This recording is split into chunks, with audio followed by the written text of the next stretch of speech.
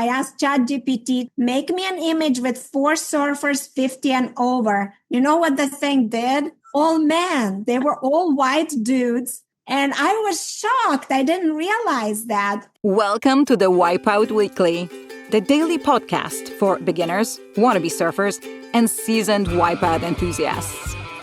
No hype, no filler, just the highs, lows, and honest truth about learning to surf and finding your place in surf culture.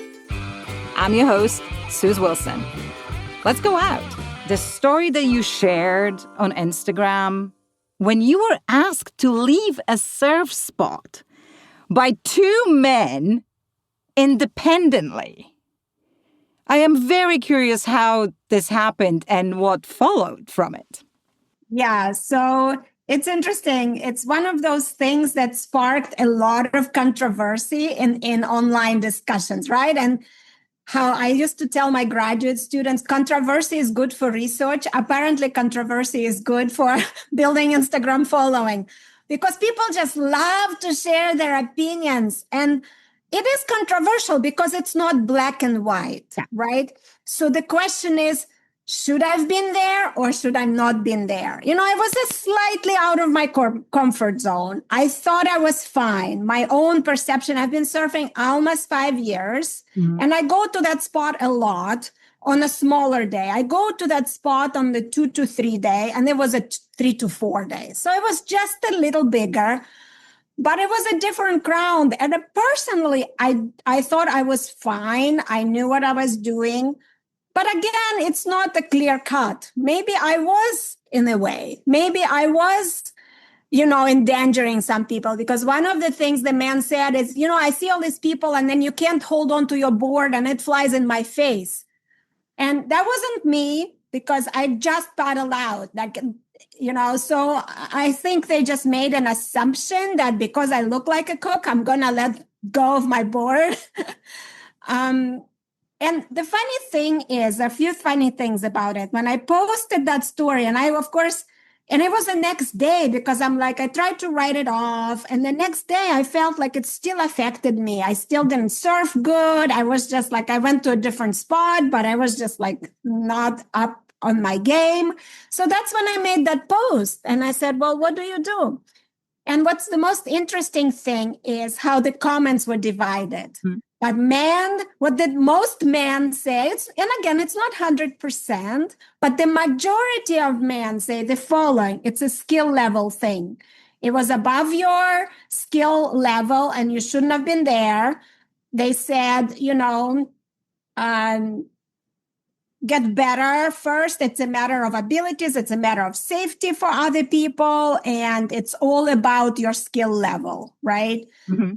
And so many comments said, I made a separate post, which I selected some of the comments, and they say, you shouldn't have been there. You did something wrong. It's because something was lacking in your method or positioning or paddling. And the answer is always performance. And so that's most of the men's comments, and not all of them. And the women said is just okay, thanks for the mensplanation, but you're in my way, or just ignore and just keep surfing. And, if you're on a shoulder, not dropping in, minding your business, screw those guys, they are entitled. And so there was this really gender divide about what men said and what women said. And of course, there was one woman who said kind of the thing that men said, and she was attacked by other women. She was seriously and I didn't say anything because I don't know. I'm still learning. So I cannot say I was 100% in the right. I thought I was fine, but there's always so much that's going on that, So anyway, that's the story that kind of jump-started my surfluencer career.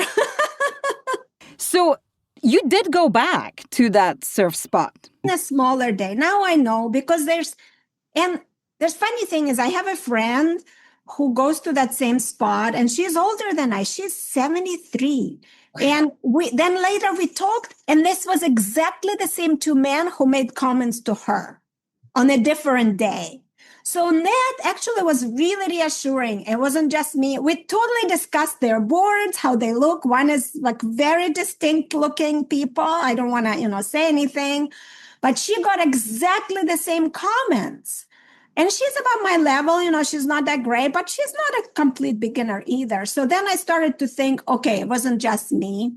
Yeah. And I went on the smaller days, and one of the guys was there, and I just like, what am I going to do? I'm going to try to build up my confidence so these things don't affect me as much as this one did. But it was very interesting. The conversation that followed on the Instagram from this was very interesting. That's so funny that you guys discussed this. I know these were exactly the two guys. Maybe they're just troublemakers. I sort of, I tried to see their perspective, right? I tried to see, maybe there was some degree of, okay, this is not safe for you out here. But there was quite a degree of, don't be here. I love it, how you're trying to explain it away, rather than if I was interviewing a dude, he'd be like, yeah, no, these guys were just, slagging me off. I had all the rights to be there, and they were just in bad mood, and they probably thought I was a tourist. That's the kind of I expect that's the answer that I would be getting if I was talking to a guy. Yeah, I guess the women would try to be more understanding of the other side. And as I said, I'm not the very beginner, but I'm not like by all means. I consider myself an advanced beginner. I probably always be an advanced beginner. Well, I tell you a little bit of more backstory. I started to learn when I was 50, and I wasn't very sporty or athletic. I was doing okay for being 50. I hiked, and I did acro yoga, and I did yoga, which really both helped. So I was in good shape, but surfing is kind of the next level thing. It's very physically challenging. And starting in the 50s, it's absolutely possible. So many examples. And I'll get back to that, I'm sure, a little later in the conversation. But I don't expect myself to, ever go to a short board. Like, not my goal. Don't care for that. I'm going to ride my longboard. I'm going to be good with 3-foot weights. Currently I'm good with 2 to 3. And if I'm really good in 3 to 4, I'd be thrilled. And that's really the extent of my ambition. I just want to stay healthy and do it for as long as I can. So that's really my ambition, is about longevity and not like how intense I want to get with it. Right. So that's why I say, and I'm okay being an advanced beginner, right? I don't have that when you get to be in your 50s. And that's what happened to me. Like, I don't have that huge drive anymore. I can just enjoy being my level. And that's the advantage. That's the beauty of being older, is like, and it's not just me. I ask so many women on my page, how is it to be an older surfer? And one of the things they say is, you just do it for yourself. You just do it for enjoyment of it. It's interesting that you say that, because I actually ask this question to everybody I interview. What level do you think you are? And I asked advanced surfers. They never say advanced. They always said, like, I'm like intermediate, like I'm like the intermediate, maybe a little bit more than that. I'm like very, very comfortable. I can surf 8 feet waves. And I asked this question, Matt Warshaw, who wrote the Encyclopedia of Surfing, and he's in his 60s right now. And he used to be a pro surfer. And he doesn't say that he's advanced anymore. He's kind of like, upper intermediate. But when he goes out, he probably sees as many obstacles in the surf as we do as beginners, because he doesn't do it every day. But you surf in Hawaii, and you started surfing in, was it 2020? It was during the pandemic. Yeah. And how did you find it? How did you get into it? What drove that decision? Random, honestly. It was random. And thanks to COVID, this is the best thing COVID has done for me. Because in Hawaii, as I said, before I got into surfing, I was into hiking. And during COVID, they closed hiking trails. So it was just like the safest place to be and the healthiest place to be is on the hikes, but you couldn't go hiking. But of course, they can't close the ocean. There's going to be a revolution here in Hawaii. So the ocean was open. And my friend, who is just about my age, maybe a couple of years younger, she was taking a surf lesson and she said, come and join us.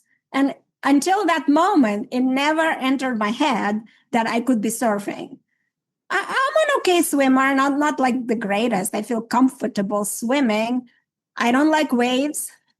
I didn't, I guess. I still don't like big waves. I'm scared. I had an incident when I was younger on the beach break that I was just playing in the waves and ducking under, and it just smacked me on my back on the sand. And I was just like, whoa, something I just didn't expect, the power of the wave. I was in Virginia Beach, like, I don't know, 2 decades ago, probably. And so I was never into like big waves, and it never really occurred to me that I could be surfing. I could be learning to surf at 50. It was just like a month or two before I turned 50. So I'm just really grateful for that friend and for the chance and the opportunity that it entered my life like that. Do you remember if you popped up during that first lesson? I'm pretty sure I did. Yeah. I've also done Tai Chi for many years. So my balance and my coordination and yoga and Tai Chi. So I have a pretty good balance and coordination. And yeah, but you know what you're asking me? I know why you're asking me this, because a lot of people say it was a love at the first sight. It wasn't. It completely wasn't. It was just an okay thing to do because there's nothing else to do. And so I started going with this friend who introduced me and a third girl, well, woman, she's actually older than I. So 3 of us would go regularly. It became the thing 3 of us did. So it was a social thing. And I hear that from so many women that it became for me a chance to hang out with 2 of my close friends. And surfing was kind of like, okay, if we're going to go surfing, because there was nothing else to do.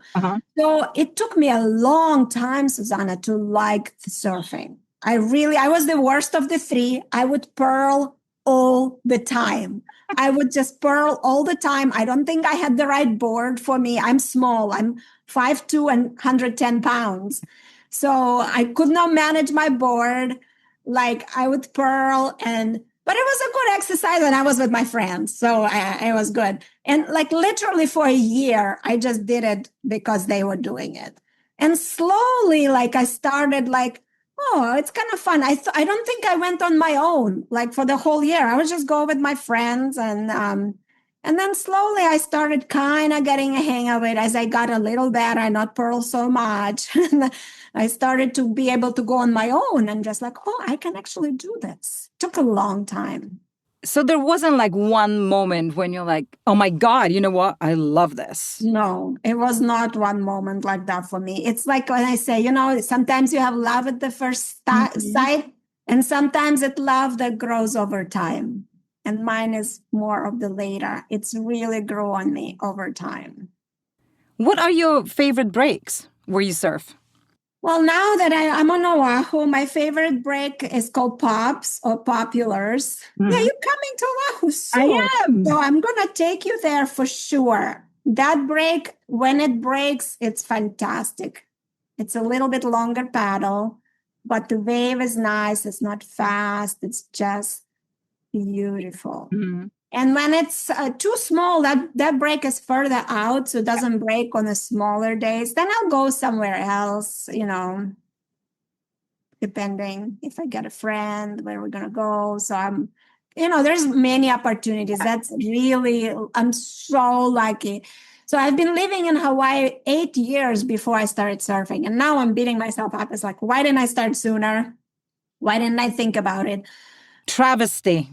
Yeah, that's the thing. When I was busy with raising my kid and building my career, and that's what happens for us women. We're just all about other people. So I like so admire women who are younger and able to say, no, this is my thing that I'm going to do. I wasn't like that when I was younger, and I kind of regret that. Do you ever travel because you're in the South Shore, but do you ever travel to the North Shore? On the winter, when there's nothing in the South Shore, I'll go drive up. Maybe once or twice a week, I'll go to the North Shore. It's not that far. It's less than an hour drive. And how often do you surf now? Now, maybe 3 to 5 times a week, I guess. Nice. Do you go out like first thing in the morning when there are no crowds? I wish. I'm not the real morning person. I go maybe around 8 o'clock, 8 or 9, like comfortable. But sometimes it's not bad because the morning can be crowded here. Mm-hmm. Unless you really like dawn patrol, like 5:20. There was someone visiting the other week and she went really early because California time. I'm like, okay, 5:20, I was in the water first time ever. And there was not that many people, but there were quite a few people, I have to say. So there is like kind of shifts, right? There is a dawn patrol shift, early morning shift. Sometimes mid-morning, it's actually the best here, less crowded because all those pre-work people leave. Right? And then like around 10, sometimes even 11. Yeah, before the lunch crowd comes. Since 2020, when you started surfing, did you notice any changes? Like in the lineup, there were more people, more women, or is it still the same? Because it is Hawaii, it is, let's say, Waikiki, so it's always busy. Yeah, I cannot tell. I honestly notice. Now I pay attention more, right? So most breaks, there are quite a few women here. Not that one that I got yelled at. That's it. But still, there's sometimes still women on that one too. But most breaks, and what I am most interested in now is when I see older women surfing, because that's a personal interest of me to meet and learn about their stories and share their stories. Because I am personally inspired by older women surfing, and I know a lot of younger women are inspired by that. Like even today, there was a post on your group, right? Someone in their 40s, late 40s, and struggling with arthritis. And I was thinking, is this it? Am I going to quit? And I want to send the messages like, no, there are people surfing in their 50s, 60s, and 70s. And that's part of my mission, is just to show that, to inspire each other, right? So we can do this longer than I thought was possible. Yeah. You see, I love this approach because I think I read this somewhere on Reddit. It must have been on Reddit. And it was one of the male surfers who was talking about when should he retire from surfing, which I found it absolutely bizarre. But he was saying maybe I should just retire 10 years ago. I mean, what does it mean? Like you don't go out at all? Or is it like you're a competitive surfer? But no, he was just like giving up on the entire sport. Yeah, and it's a personal choice, I suppose, like everything in life, right? But what inspires me is when I meet women who are now in their 60s, for example, and they say, I want to surf 20 more years. I want to surf until I die. And it's not just one. I've heard it from more women. Then I've started to interview and interact and share their stories. So many women just want to do it as long as possible, as long as possible. So I don't know if it's a gender thing, because men think, you can't be like the best, then you shouldn't do it. And I don't feel that way. If I can't be the best, I can't be okay and still have fun and enjoyment and health benefits. One of the ladies I made a story about said, surfing is a fountain of youth, and I love how she put it. And it is. I feel I'm almost 55. I'm going to be 55 in a few months, but I feel like I'm strongest I've ever been. I'm in the best physical shape of my life. Now, I've never been an athlete. I've never been into sports. I'm more of your kind of like yoga and little hiking thing. But I am feeling strong, and not just me, right? So many people. Actually, the post they made the other day, for me, 50s has been the best decade so far. And so many women say the same thing. So for you younger people, there's something to look forward to. 50s is the best. One thing that I've noticed is that there are like two types of surfers. One is like, it's all about waves. I need to catch waves. This is my wave count. If I go out in the ocean and nothing happens and I don't catch anything, it's a day completely wasted. And then there's this other type of surfer where we just, because I include myself in this, we go out into the ocean. It doesn't matter if it's shitty conditions or not. We just sit there on the board and just take it in. We catch something, great. We don't, still great. Would you agree?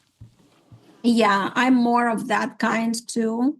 I love catching waves, of course. I like the adrenaline. I love the excitement of it.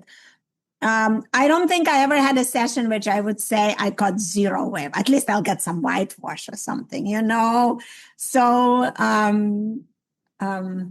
yeah, but I try not to get hung up on how many waves I caught. However, when I do wear my watch, I do look at my stats. You know what I mean? It's addictive. It's like a video game. It's a game, right? Oh, what's my longest wave? Oh, because, here in Hawaii, you get long waves. You can be on wave for 50 seconds or right? It's not like a beach break that you've done in 10.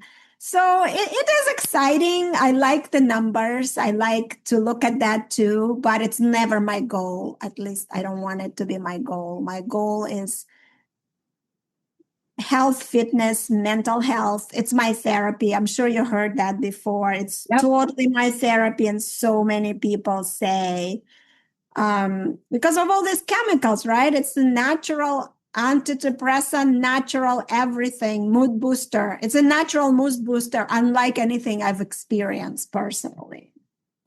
Is there anywhere else than Hawaii that you would like to surf?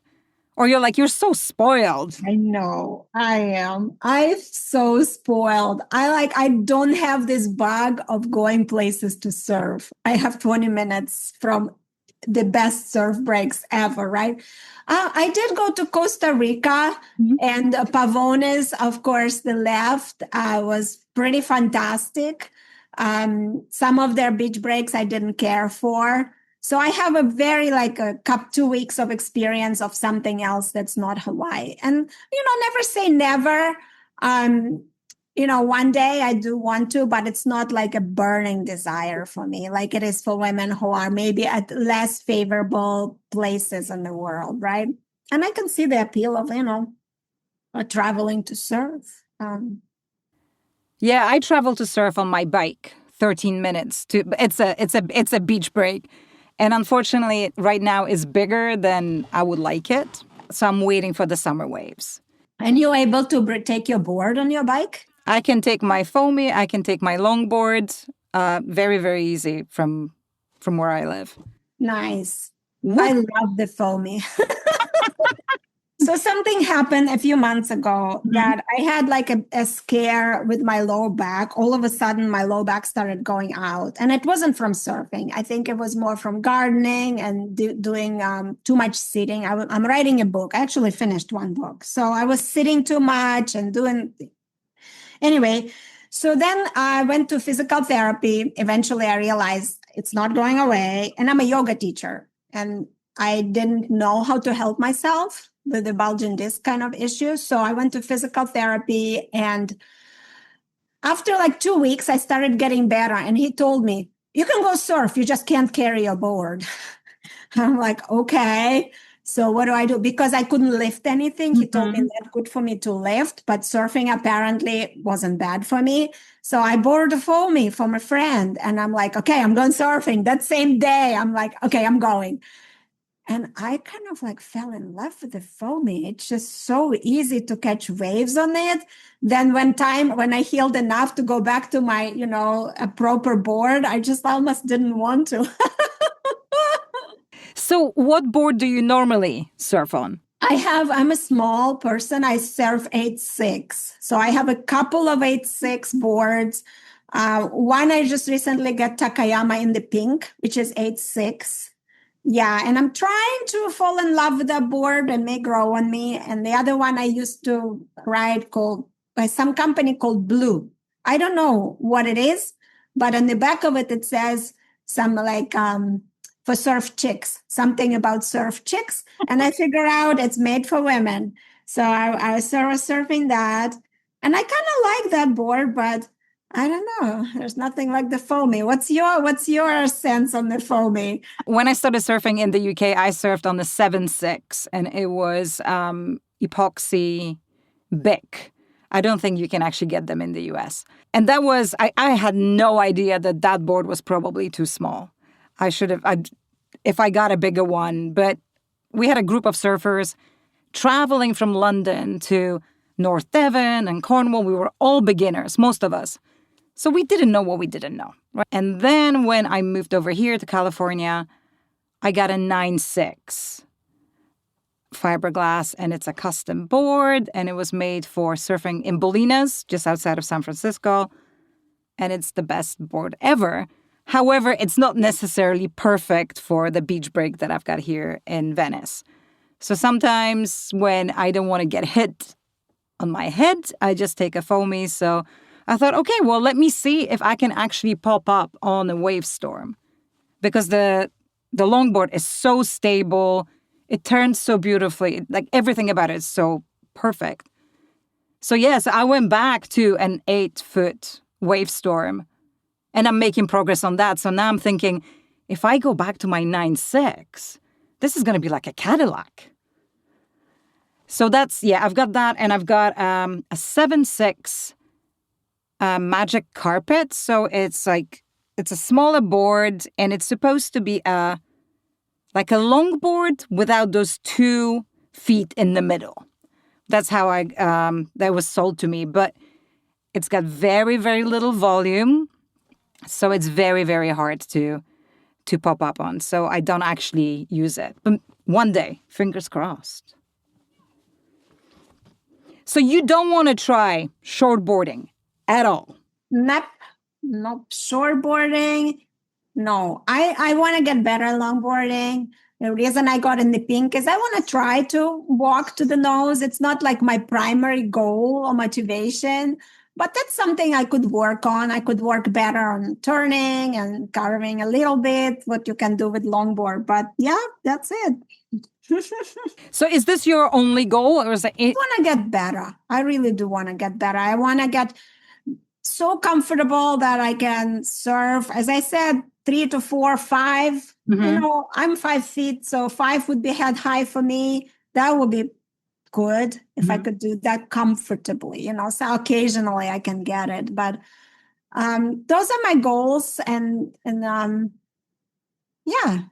How do you feel in the lineup? Do you feel comfortable? It depends on the spot and how crowded it is too. Right. So I still, when it's very crowded, Waikiki canoes here, I do not like it. I still do not like canoes, even though that when that friend visited and I took my foamy and I was like doing really good, and it's still not my favorite. So I don't feel super happy there. Some other breaks that I go to, pops, I love pops, especially on just a medium-sized day, not huge. But pops, I can handle 4 to 5 at pops is different. It's a different wave. It's kind of a slower, not so steep. I feel most comfortable there, I would think. Yeah. Do you have any mind tricks or any advice for people who want to feel more comfortable in the lineup? I don't have really advice to go in a crowded place because I avoid crowded place. So it would be not sincere for me to say, hey, you can do it. But I go to less crowded place, right? I go to less crowded place. And of course, surfing is so mental. Like how we started this conversation, on the days that I didn't feel confident, I couldn't surf. So surfing is very, very mental. So for me, I have few rituals that I do right before I paddle out. I do I'm a Reiki 2 level trained. So I do a Reiki symbol on my board, and I'd also do it around me for everyone in my break. So it kind of creates that little ritual for me to feel safe. So that helps me. I've asked recently that question, that other people have other little rituals when they go out. So different people find what works, right? And then another ritual I have is I say thank you after each wave I catch and to the break, like thank you props, thank you bowls, thank you this. It's just a little cute thing. I don't think that helps me with safety issue, but the first one is really about my safety. And I believe in that, so it helps me that put my mind is, okay, I have this protection for me and people around me. I always do it first for me, then for people all around on my break. And then recently I met a friend here, and she told me this power pose is when you stand, shoulders open. And we did that before paddling out. And I think I haven't quite integrated it into my routine, but I would like to. And it's just interesting because if you put your body in this position, your mind kind of catches up. So when I teach yoga, say we do warrior two, and I always tell people, look, now you channel that warrior. Now you channel that strength. Because once you put your body in the shape, the mental state kind of calibrates to that. So the idea is before paddling out, standing like really strong, like shoulders out, maybe hands at your waist, or just like really power pose, whatever it is for you, and just channeling that energy. So I've tried that a few times, and once on my board, because you can also sit on your board and imagine yourself in this power pose, right? So those are a few mental tricks that I do. But there's so many out there, and it's totally mental, don't you think? It is. Do you smile in the lineup? Not intentionally, but that's a good idea. I try. So then another thing I learned actually after that incident, I kind of say aloha to everybody. And sometimes I say it loud and sometimes I say it silent. So I kind of try to bring that vibe a little bit more where I am.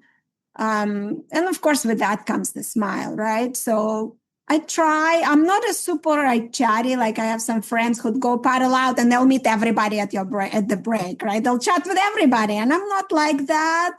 I wish I was. I'm a little bit more keep to myself, but at least I try to, send the good vibes around me, right? By just saying aloha, and even if I don't say it out loud, I say it inside of me, like, okay, aloha. I smile a lot when I go out, and nothing gives me more pleasure when I see somebody who's just starting out and they catch a wave and they realize they caught a wave and they're on it and they come off and then they break into this massive smile, and I smile at them.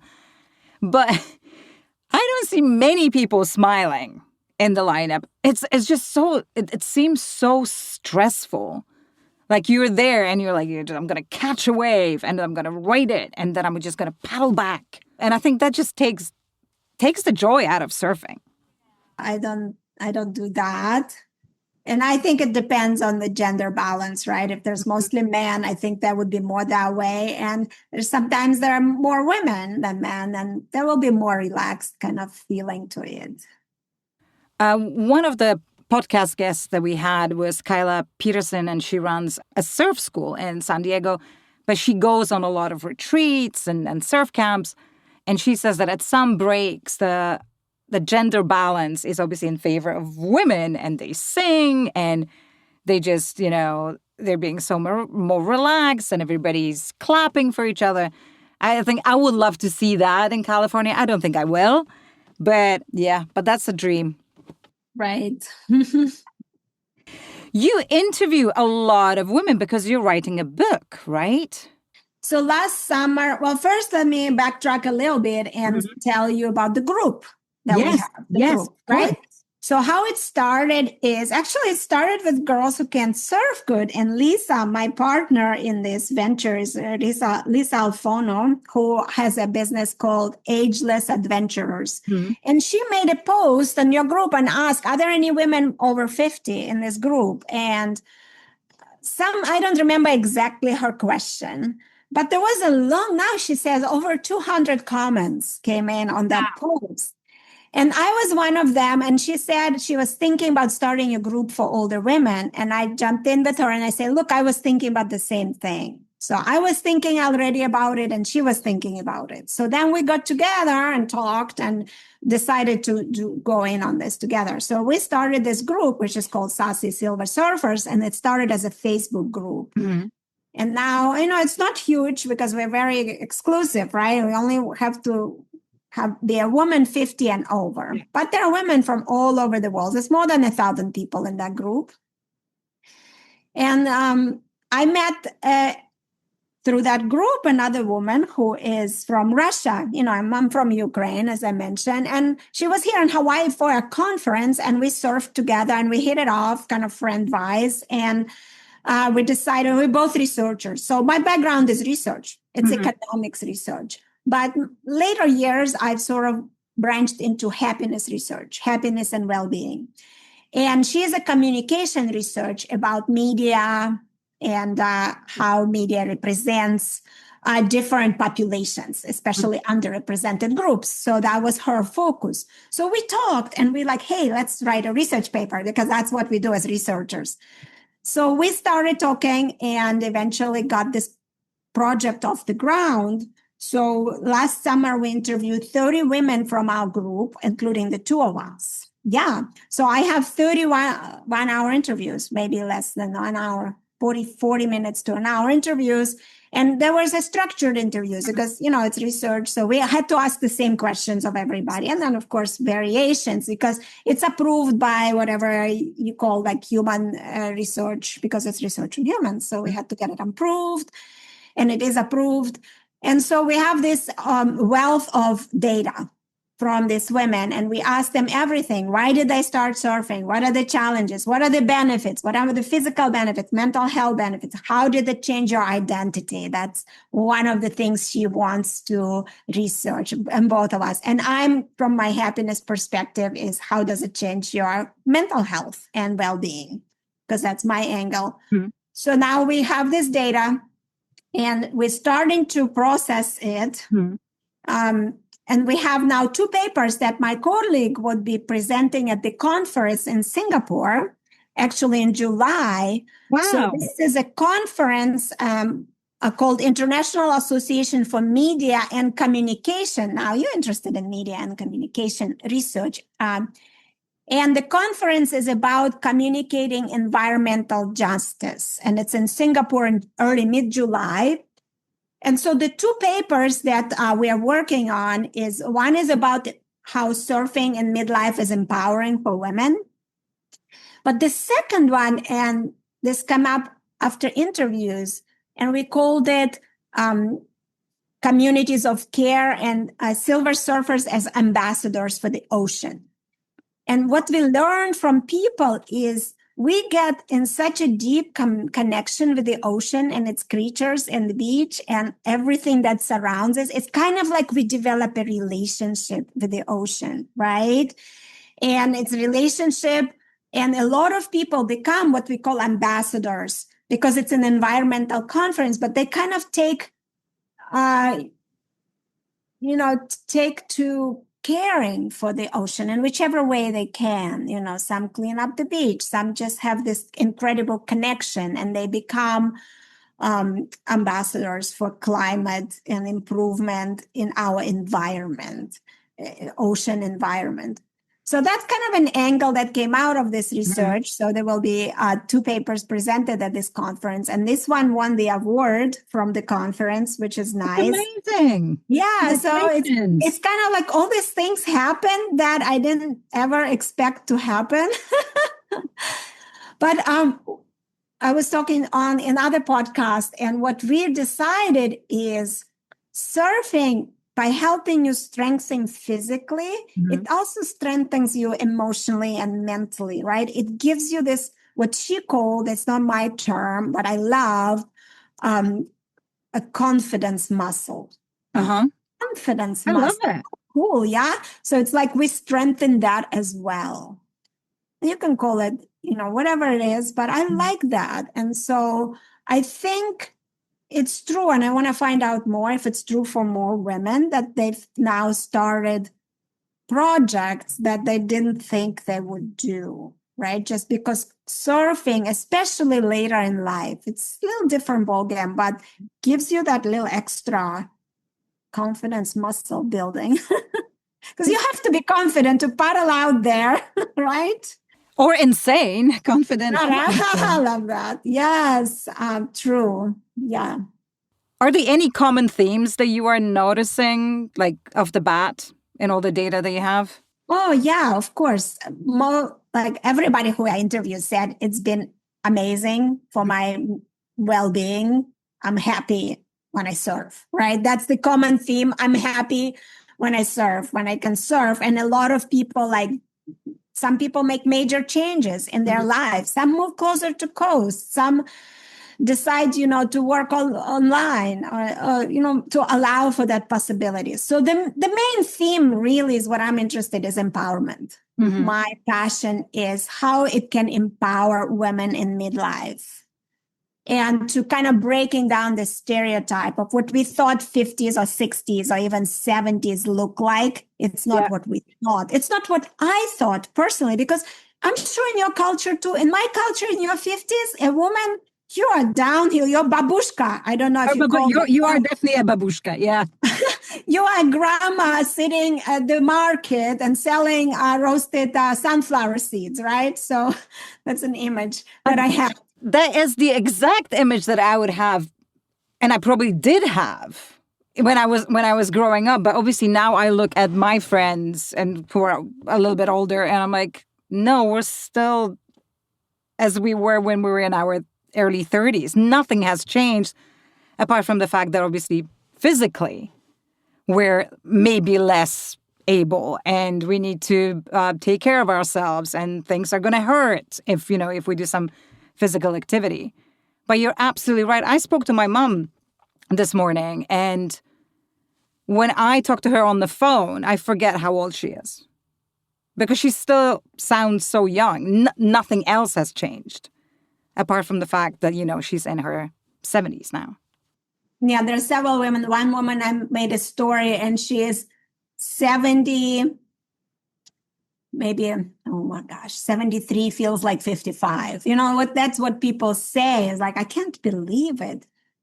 And it's true. And then one of the questions we ask is, how's this affected your body? Like, are there physical challenges? And it's true. There are physical challenges. We don't want to minimize that. But what your age gives you experience to deal with it.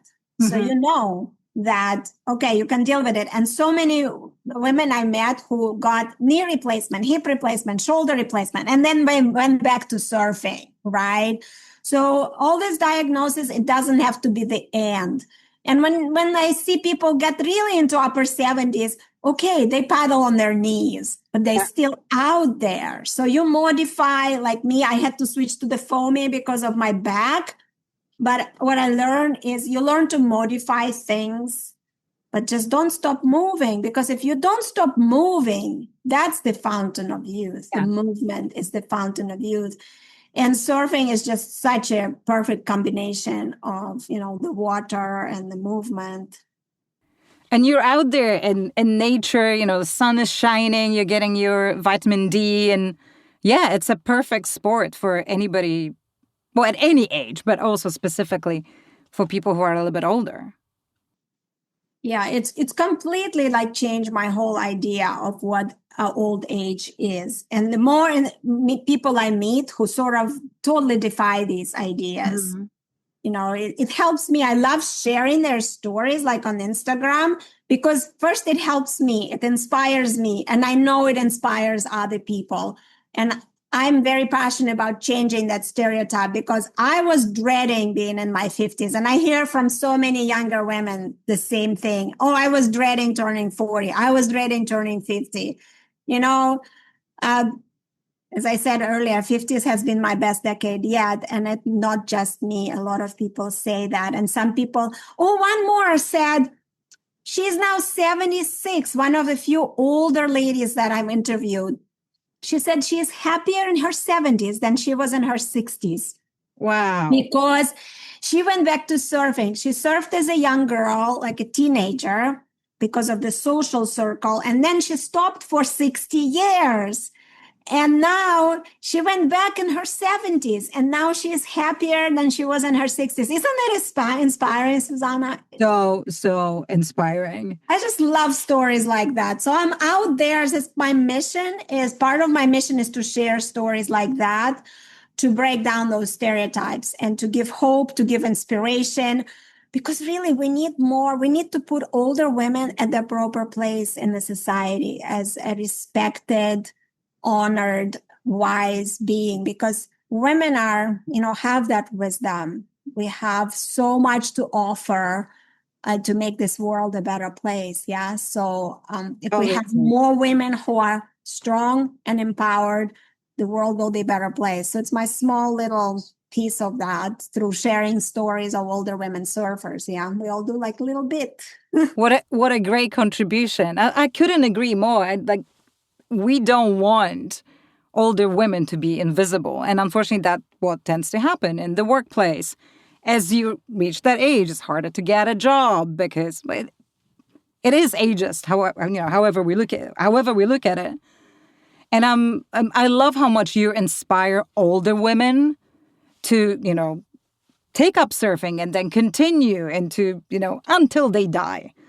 And I find it so fascinating, and I'm also envious to a certain extent when I look at younger girls.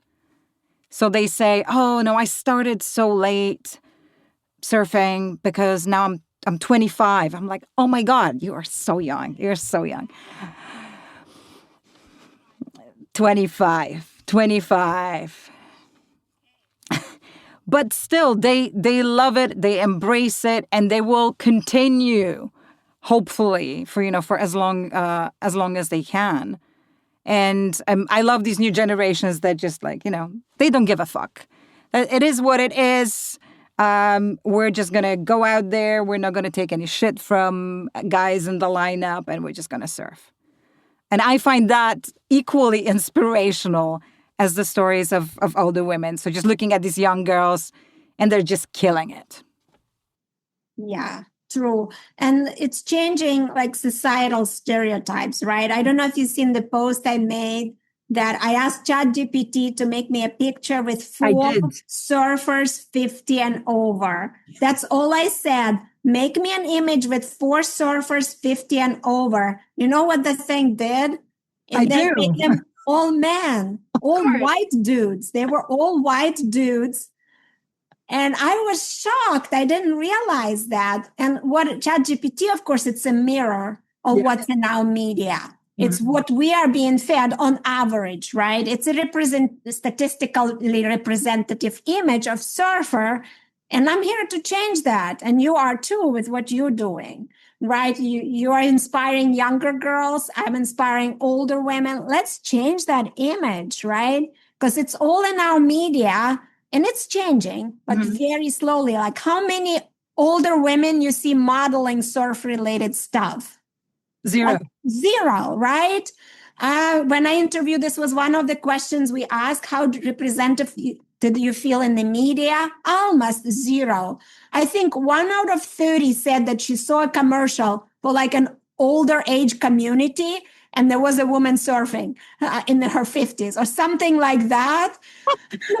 But yeah, why don't we have older women modeling swimsuits and surfboards and surf hats? Because actually, older women are the ones with money as an economy. Absolutely. I tell you, they are the spenders. So why we don't have ads targeted to them and showing to the whole culture? Look at this older woman surfing in her 60s.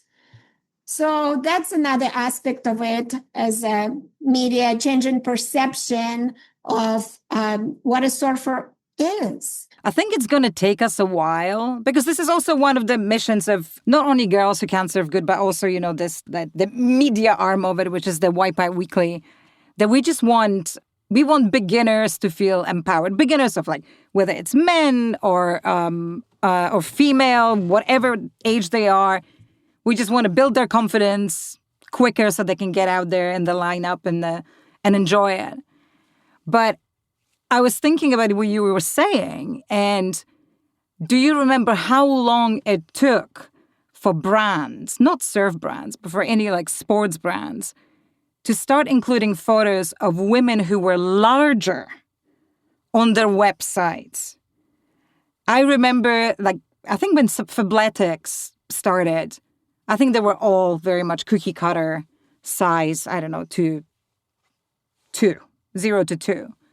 And now, and now, I think I remember it correctly, and now you can see 3 different sizes of the ladies. You can see, the slimmer ones, the ones that are maybe more athletic, and then the ones that are plus size.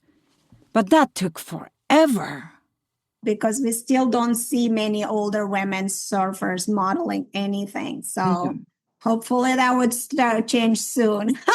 We don't see a lot of brands that are taking time to create surf-related gear for women either. When you think about wetsuits. I don't think about wetsuits. Sorry. Yeah, damn you. Yeah. But wetsuits, yes, that's one of the reasons why women get custom wetsuits sometimes, because they're not necessarily been designed for women, or even sometimes surfboards. That's why anybody who's progressing in surfing just gets a custom surfboard made. So yeah, hopefully, as you said, women and older women, they're going to have money, so the brands go where the money is. Yeah, they should come. And the thing is, it's not just about the brands, it's changing the public image, and it's inspiring more people to try it, to give it a try. And surfing is not for everybody. So my message is stay active, find what you love to do. We happen to love surfing, and I'm a big advocate, but finding something you love to do, even if it's not surfing. But the message is the same, is you can be strong and empowered in middle age and beyond if you find something to stay active. That's really the key, it seems to be. I think it is. And before we finish, I know you do a lot of exercises to help you with your pop-up and just generally with surfing. Would you mind sharing some of these with us? I do pop-ups every time before I paddle out. I do 10 on the beach, on the sand. So I just drop there and do them. Don't care what other people think. And that's the other thing that comes with age. Don't care. I'm going to do my pop-ups. So that's one thing that really helped me. In our group, Facebook group, Sassy Silver Surfers, we did a few rounds of a challenge, 30-day challenge, in which a bunch of women who wanted to do practice on land in my house. So we do that. And I teach yoga once a week for surfers. I teach yoga for surfers. And of course, I include pop-up practice in my class. And sometimes if I cannot surf, I'll do either push-ups or pop-ups. I'm still working on my upper body. I'm not as strong as I'd like. So I would practice those. I recently made a post, which I called 3 Fitness Essentials for Midlife Surfers. And what I said was upper body strength, of course, for paddle and pop-up. You need to have that upper body strength. You need to have hip mobility, because for pop-up, you're bringing your whole legs and under yourself. You need to have that, of course, core, right? Core strength and hip mobility and balance. So I offer those exercises on my Instagram just as a sample, and I teach that in the yoga class. So I would say those few things, upper body and core, which you can do planks, push-ups. You can do all different sorts of hip mobility exercises. Squat is excellent. So I have a coffee table and a cushion, and sometimes I'll eat my meals just sitting on the floor. We sit in the chairs too much, and that's why everybody has an issue with tight hips. Everybody. And the older you get, the worse it is. So sit on the floor. That's like the easiest thing to work on your hips, building into your life. Like eat, and sometimes I just sit in a squat or sit in cross leg. So that's really important.